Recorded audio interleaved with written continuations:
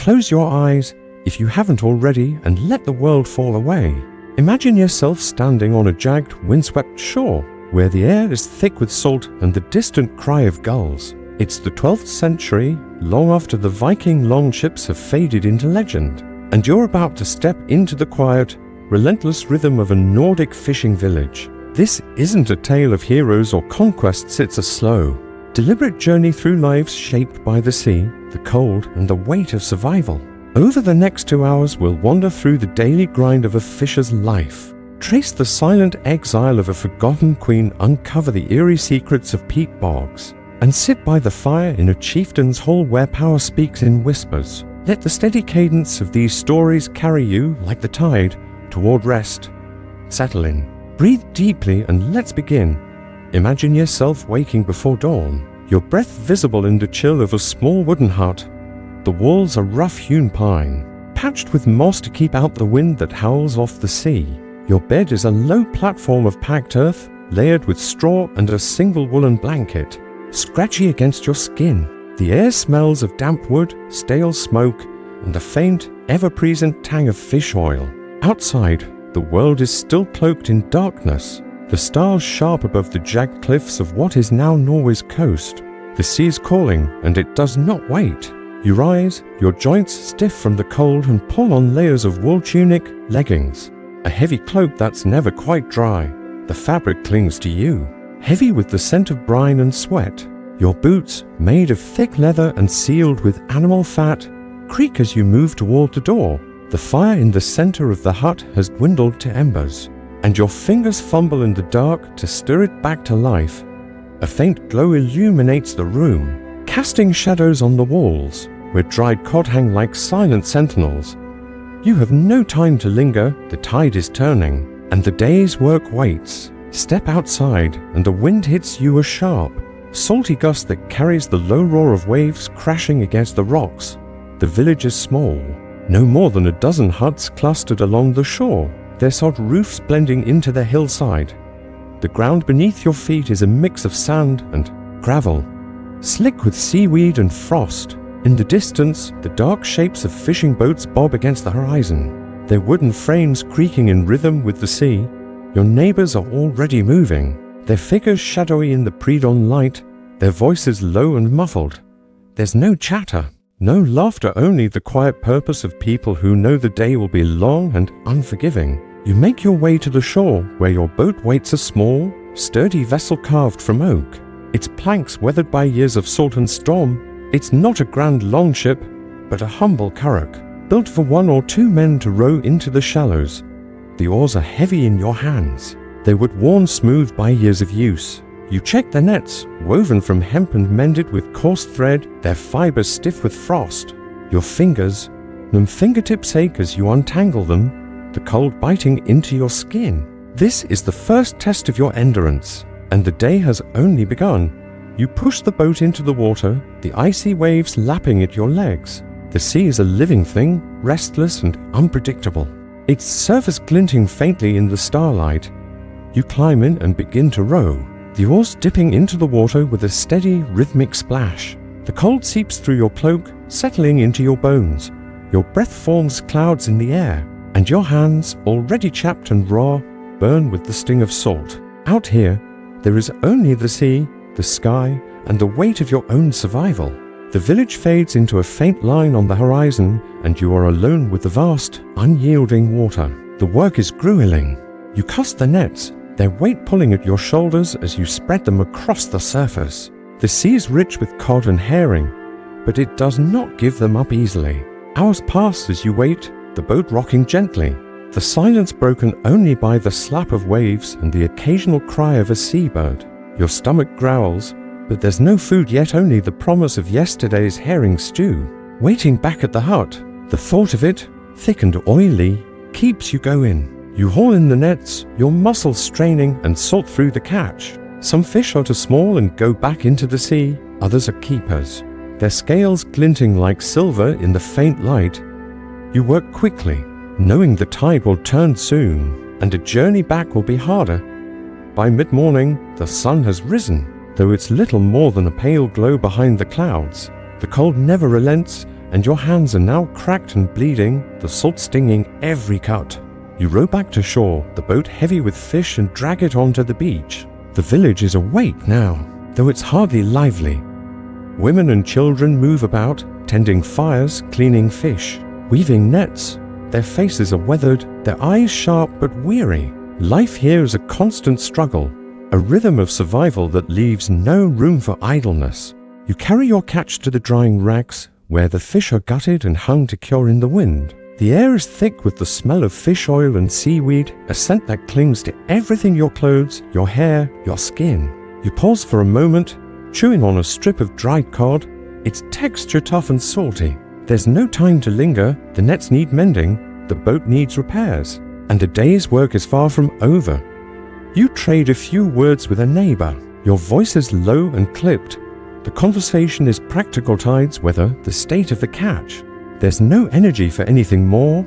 Winter looms large in your mind, though it's still months away. The days will grow shorter, the darkness heavier, until the sun barely rises at all. The wolves will come closer then, their howls echoing through the hills. Food will grow scarce, and the gods Odin, Thor, Freya will feel impossibly distant, their names whispered in quiet prayers by the fire. For now, you focus on the present, the weight of the nets, the ache in your shoulders, the endless cycle of work. You repair a tear in the hemp, your fingers moving deftly despite the cold. The needle is bone, the thread coarse, and every stitch is a small act of defiance against the sea. Lunch is a brief affair, taken in the hut with your family.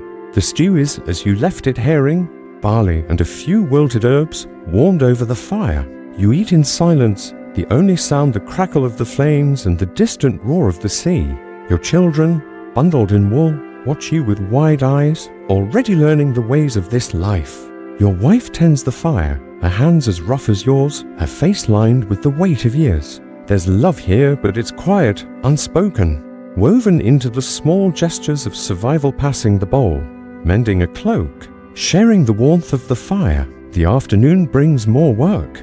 You head back to the sea, this time to check the traps set along the shallows. The water is colder now, the wind sharper. You wade in up to your knees, the chill cutting through your boots. The traps yield a few crabs and a small cod, enough to add to the evening's meal. You carry them back to the village, your steps heavy, your body aching. The sun is already sinking, though it's barely past midday. The light here is fleeting, a constant reminder of the darkness to come. Trade is a rare interruption in this life. Once or twice a month, a merchant's boat arrives. Its sails a faint smudge on the horizon. You gather with the others, bartering your dried fish for iron, tools, wool, or grain. The merchant speaks of distant towns: Bergen, Trondheim, where life is louder, busier, but no less hard. You listen, but your mind is on the sea, the nets, the endless rhythm of your days. The merchant leaves, and the village settles back into its quiet routine. As evening falls, the village grows still.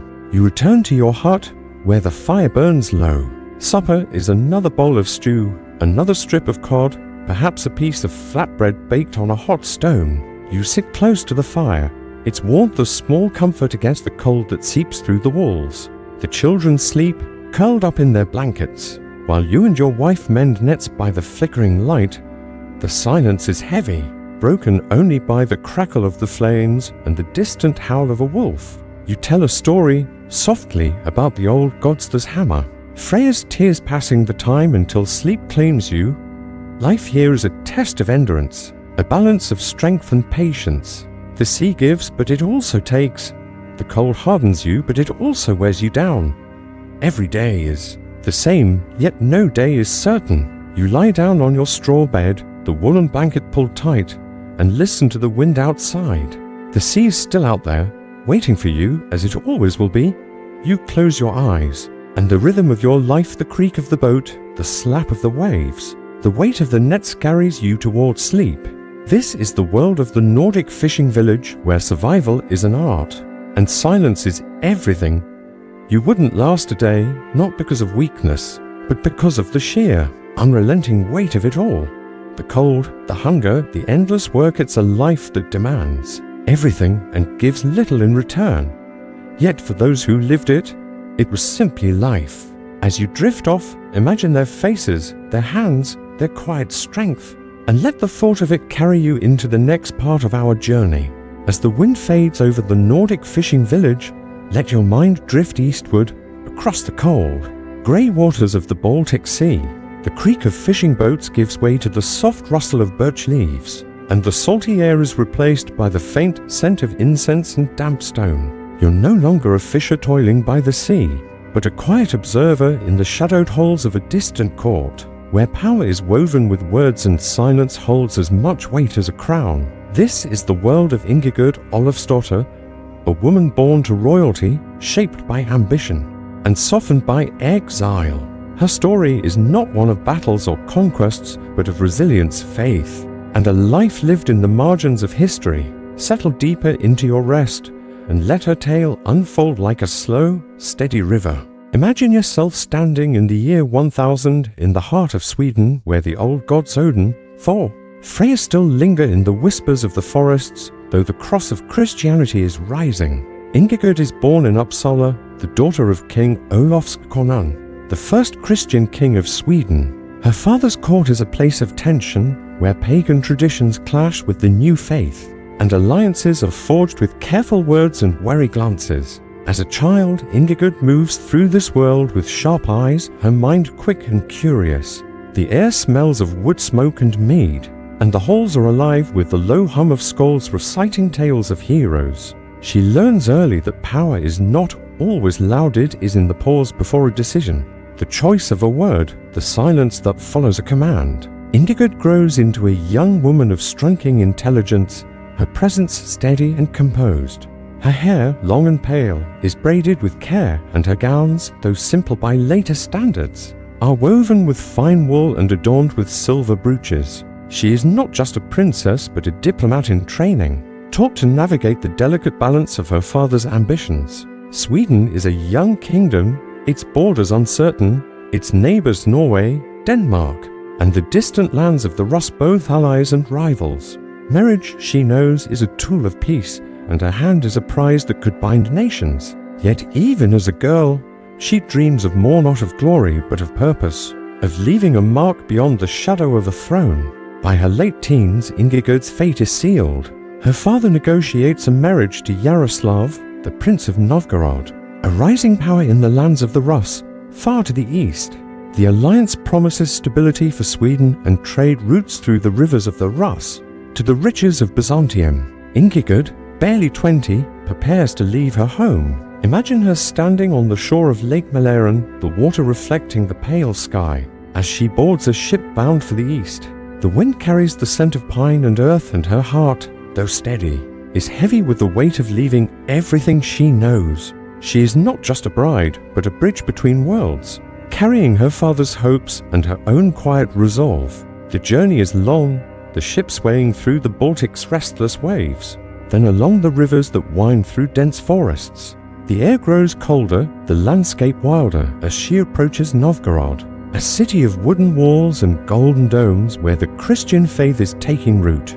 Yaroslav, her husband, is a man of ambition, his eyes sharp and his manner deliberate. He is not unkind, but his focus is on power uniting the Rus, securing his throne, and building a legacy. Ingigerd, now Irina in the Rus tongue, steps into this new life with grace, but also with a sense of displacement. The language is unfamiliar, the customs strange, and the court a maze of loyalties she must learn to navigate. Novgorod's halls are grander than Uppsala's, their walls hung with furs and icons, the air thick with the scent of beeswax candles and herbs. Yet Ingigerd feels the weight of being an outsider. The Rus nobility watch her, some with curiosity, others with suspicion. She learns their tongue, syllable by syllable, and studies their ways the slow, deliberate rituals of the Orthodox Church, the intricate dances of diplomacy. Her intelligence shines here, not in loud proclamations, but in the quiet moments, a well-chosen word that soothes a feud, a gift of silver that secures an ally, a prayer that calms a restless crowd. She becomes a mediator, a voice of reason in a court where tempers flare and swords are never far from hand. Yaroslav's ambitions grow, and soon he claims the title of Grand Prince of Kiev, moving their court to the Golden City on the Dnieper River. Kiev is a crossroads of the world, its markets alive with the scents of spices, leather and honey, its streets echoing with Greek, Slavic and Norse tongues. Ingigerd, now in her 30s, finds a place here, though it is never easy. She builds churches, their domes rising like beacons over the city, and funds monasteries where monks copy manuscripts by candlelight. Her faith deepens, a quiet anchor in a life of constant negotiation. She prays in the cool, dim light of St. Sophia's Cathedral, her fingers tracing the mosaic of the Virgin Mary, seeking strength for the challenges ahead. Yet her life is not without sorrow. Her marriage to Yaroslav is a partnership, but not a love match. He values her counsel, but his attention is often elsewhere on his wars, his sons, his legacy. Ingigerd bears children, several sons and daughters, and raises them with care, teaching them the balance of strength and wisdom. But the court is a place of intrigue, and her children are pawns in the game of succession. She watches, powerless as rivalries grow, knowing that peace is fragile.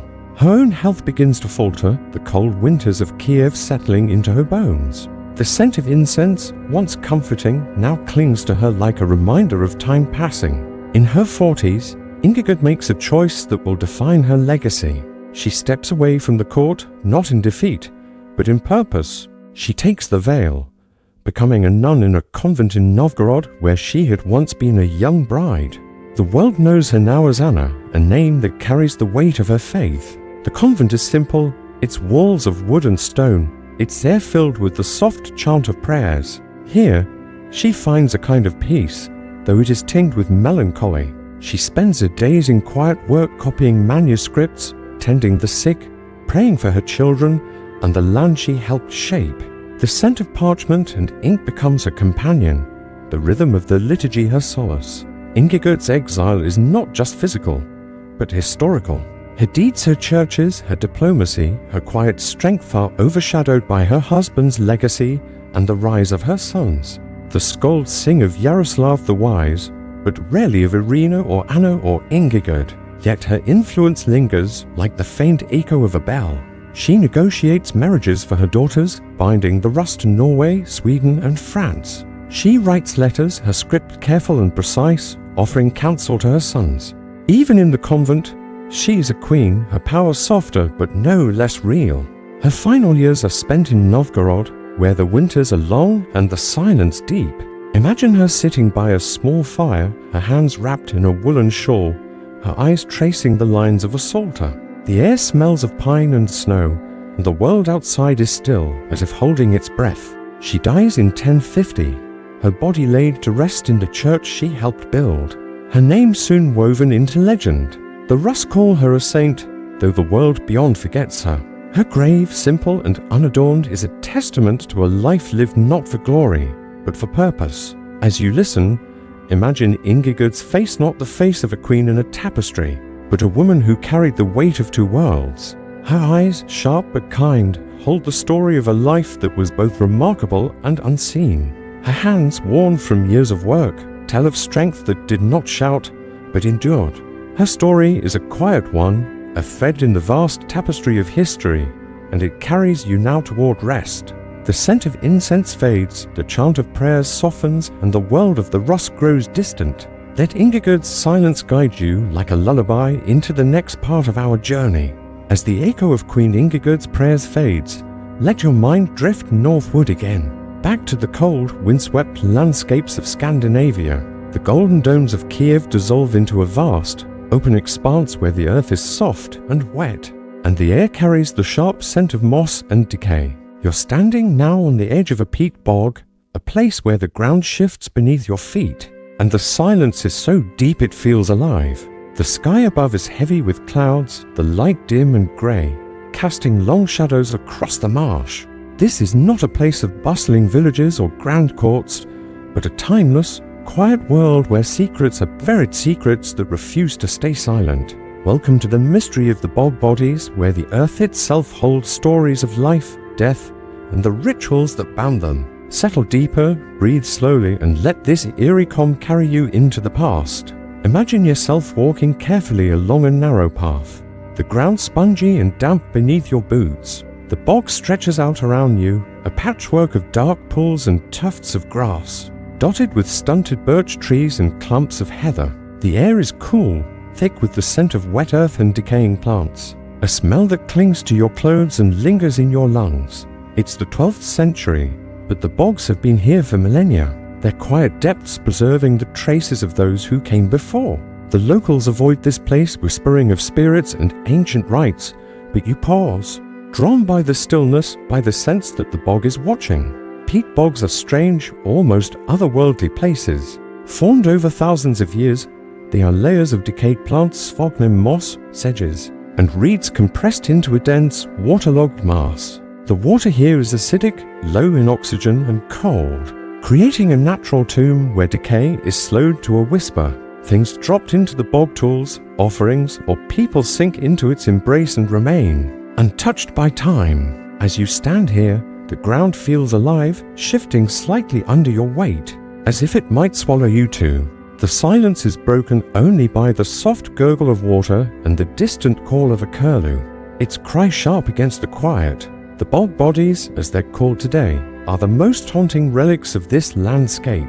Found across northern Europe, Denmark, Germany, Sweden, Norway, they are human remains, some dating back to the Iron Age, others as recent as the medieval era. They are not skeletons, but bodies preserved with uncanny detail. Skin, hair, clothing, even the contents of their stomachs remain, frozen in time by the bog's chemistry. Imagine kneeling beside one such find, though in the 12th century, you might not disturb it, fearing the wrath of the spirits. The body lies curled in the peat, its skin darkened to a leathery brown, its hair matted but intact. The face is serene, almost sleeping, though the eyes are closed forever. Many of these bodies tell a story of violent ends. Some are bound, their wrists tied with cords of twisted willow. Others are blindfolded, strips of cloth wrapped tightly around their eyes. A few bear marks of deliberate death, a rope around the neck, a stab wound to the chest, a skull fractured by a heavy blow. Yet the bog's embrace is gentle, preserving these marks with a clarity that feels almost intimate.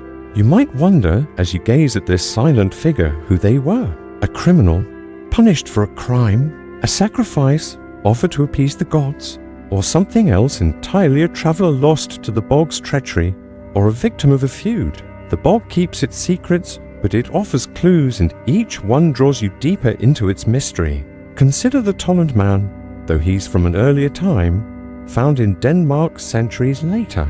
His body, discovered in the 1950s, lies as if asleep, his face peaceful, a faint smile on his lips. Around his neck is a noose woven from hemp, tight but not cruel. His last meal, preserved in his stomach, was a porridge of barley, flax, and wild seeds, eaten 12 to 24 hours before his death. The pollen in his lungs tells of springtime, of fields just beginning to bloom. He was not starved or tortured. His death was deliberate, ritualistic.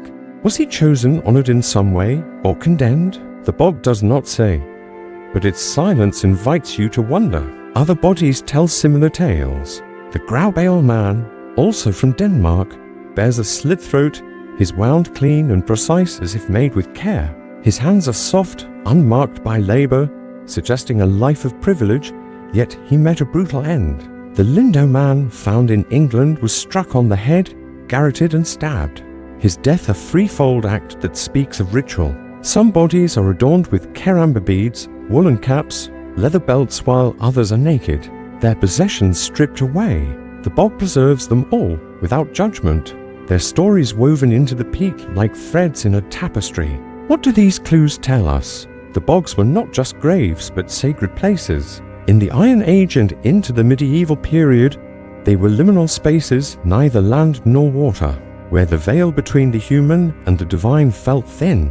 Offerings pots, weapons, jewelry are found alongside the bodies, suggesting that the bogs were places of sacrifice, where gifts were given to the gods or spirits of the earth. The bodies themselves may have been offerings, their deaths a plea for fertility, protection, or forgiveness. Imagine a community gathering at the bog's edge, their voices low, their torches flickering in the dusk. A figure is led forward, perhaps willingly, perhaps not. The air is heavy with the scent of smoke and wet earth, the silence broken by a chant, a prayer, a final breath. The bog accepts them and the world moves on. Yet not all bodies were sacrifices. Some may have been executions, their deaths a punishment for crimes now lost to time. A woman, her hair shorn, might have been an outcast, her life taken to restore balance to the community. Others could have been accidents, travelers caught in the bog's treacherous depths, their bodies preserved by chance, the pollen in their clothing, the seeds in their stomachs. The weave of their garments all offer glimpses into their lives. A man ate rye and clover, a woman wore a cloak of fine wool, a child clutched a small wooden figure, perhaps a toy or a charm. These details, so small and human, draw you closer as if you could reach out and touch their world. The bog's preservation is not just physical, but cultural. The people of the 12th century knew the bogs as places of power where the earth held memory. They told stories of spirits dwelling in the marshes, of gods who demanded tribute, of ancestors who watched from below. To disturb a bog was to risk their wrath, and so the bodies remained hidden in the peat, their silence a kind of guardianship. Even today, when modern archaeologists unearth them, there's a sense of reverence, of listening to a voice that has been quiet for centuries. The bog bodies are not just relics, but storytellers. Their lives and deaths are bridged to a world long gone. As you stand on the bog's edge, the wind carries a faint chill, and the scent of damp earth fills your senses. The ground beneath you is soft, yielding, as if inviting you to stay. But you turn away, stepping back onto firmer ground, leaving the bog to its secrets. The bodies remain, their stories unfinished, their silence a lullaby that lingers in the air. Let that silence carry you now, gently, toward the next part of our journey, where we'll step into the warmth of a chieftain's hall, far from the cold embrace of the bog. Rest easy, and let the mystery fade into the quiet. The damp chill of the peat bog fades, and now you find yourself drawn toward a different world, one of warmth and shadow, where the air smells of wood smoke and mead. Imagine yourself stepping across a threshold, the ground beneath your feet shifting from soft earth to packed dirt. Smoothed by years of footsteps, you're entering the longhouse of a Nordic chieftain, a howled, in a 12th century Scandinavian settlement. The sea is not far off, its distant roar a faint reminder of the fishing village, but here, power and prestige shape the rhythm of life. This is no grand European court with stone walls and gilded halls, but a wooden fortress of authority where every glance, gesture, and gift carries weight. Settle into the warmth of this moment, let the crackle of the fire soothe you, and allow the quiet dignity of this world to unfold. The longhouse looms before you, its low, sturdy frame built of oak and pine, its sod roof heavy with grass and moss. The walls are thick, designed to keep out the biting wind, and the door is flanked by carved posts, their swirling patterns hinting at stories of gods and heroes. As you step inside, the air changes cool and damp outside, warm and smoky within. The scent of burning pine mingles with the sweet tang of mead and the earthy aroma of wool and leather. The hall is long and narrow, its center dominated by a fire pit where flames dance, casting flickering light on the beams overhead. Benches line the walls, covered with furs wolf, bear, and reindeer soft under your touch. The ceiling is low, blackened by years of smoke, and the air hums with the quiet anticipation of a gathering. The howled sits at the far end, his high seat carved with intricate knots and runes, a symbol of his authority. He is not a king, but in this remote settlement, his word is law. His cloak is heavy with wolves' pelts, the fur gleaming in the firelight, and his fingers are adorned with silver rings, each one a marker of alliances forged or battles won. His face is weathered, his eyes sharp, but his posture is calm, deliberate. Around him, his household gathers warriors, advisors, family, and a skald, the bard whose words will immortalize this moment. The hall is alive, but not loud. Every sound, the clink of a cup, the rustle of a cloak, the low murmur of voices feels intentional, as if the silence itself is part of the conversation. You take a seat on a bench, the wood smooth beneath you, and accept a horn of mead passed by a servant. The drink is warm, sweet with honey, and its warmth spreads through you, easing the chill of the journey. The fire crackles, sending sparks upward, and you notice the details of the hall. Tapestries woven with scenes of ships and forests. Iron tools hanging on the walls, a birch bark scroll tucked into a corner. Its surface etched with runes. The air is thick with meaning, every object a symbol of status or survival. The Høvding's wife, her hair braided with silver threads, moves gracefully among the guests. Her presence a quiet counterpoint to her husband's authority. She pours mead, her gestures precise, her eyes watchful. Power here is not just in strength, but in the subtle dance of hospitality. The skald begins to sing, his voice low and rhythmic, accompanied by the soft pluck of a lyre. His song tells of a journey across the sea, of a storm weathered, of a promise kept. The words are measured, almost hypnotic, weaving a spell that holds the room. You listen, and the story feels like a thread connecting you to the past, to the ancestors who built this life. The skald's role is vital. He is the keeper of memory, the voice of the community's pride and pain. His song is not just entertainment, but a ritual.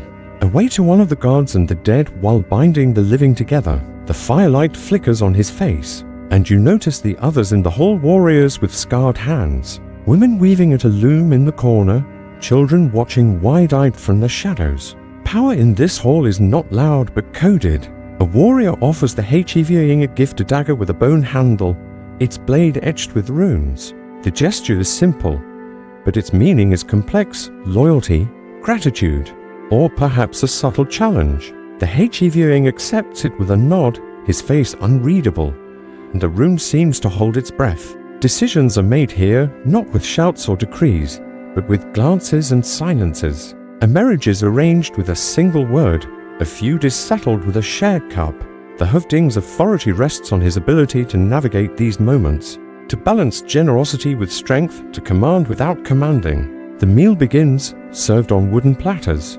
There's roasted mutton, its scent rich and savory, alongside barley bread and a stew of root vegetables. The food is hearty, but not lavish. Resources are precious, even for the elite. You take a bite of the bread, its texture coarse but satisfying, and sip the mead, its warmth a contrast to the cold outside. The conversation is low, focused on practical matters, the next trading voyage, the state of the harvest, the threat of a rival clan. The Høvding listens more than he speaks, his silence a kind of power.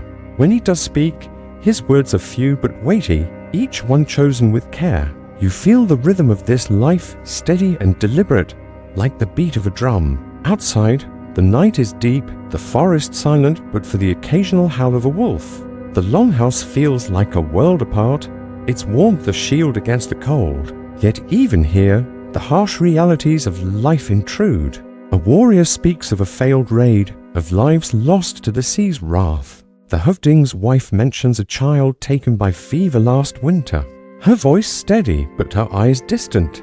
These moments are not dwelt upon, but acknowledged, woven into the fabric of the evening. Life here is a balance of strength and loss, of celebration and endurance. The fire burns lower, and the hall grows quieter, the skald's song giving way to the soft murmur of conversation. As the night deepens, the Høvding rises, signaling the end of the gathering. Guests depart, their cloaks pulled tight against the wind, their footsteps crunching on the frozen ground. You linger by the fire, its embers glowing softly, and imagine the Høvding's life beyond this moment. His days are filled with decisions: when to sail, whom to trust, how to prepare for the winter. His nights are spent here in this hall, where the fire is both a comfort and a reminder of the resources it consumes. His power is real but fragile, dependent on the loyalty of his men and the goodwill of his neighbors. Even the fire feels ceremonial, a symbol of his role as protector and provider. You step outside, the cold air sharp against your face. The stars are bright above, and the forest stretches dark and silent. The longhouse stands behind you, its light spilling through the cracks in the door, a beacon in the night. This is the world of the Nordic elite, where power is quiet, where dignity is earned through restraint, and where every moment is a careful balance of strength and survival. As you walk away, the warmth of the hall lingers in your mind, a contrast to the cold world beyond. The Nordic world we've traveled through tonight is one of contrasts, between the relentless toil of the fishing village and the quiet power of the chieftainess hall, between the forgotten strength of a queen and the silent secrets of the bog. These lives, so distant from our own, were shaped by the rhythm of survival, by the weight of silence, by the art of enduring. As you lie in your own bed, warm and safe, let the echoes of their world fade into the background. The sea is far away now, the fire dim, the bog still. Close your eyes and let the quiet of their lives carry you into sleep. Rest well, and dream of a world where silence was everything.